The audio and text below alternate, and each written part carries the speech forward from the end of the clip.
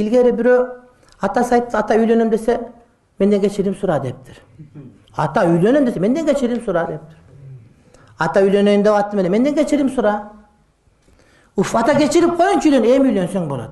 Erkek hiçbir sebepsiz geçirim suraganda üylönse üylөнгөнгө жарайт деген söz. Bolboson жарай элексин деген söz.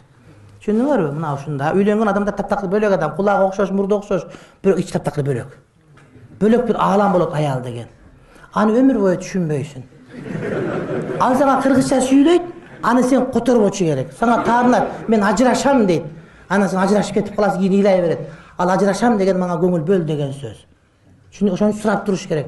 Ушинтип кыйкырганда сөз эмне деп. Аял боюнда болгондо өзгөрөт. Жакшынак аял болот, анан боюнда болгондо итни сенин балаң бар да, анан жегиси келип, сенин жытыңан жийиркенип калат өзүнчө эле.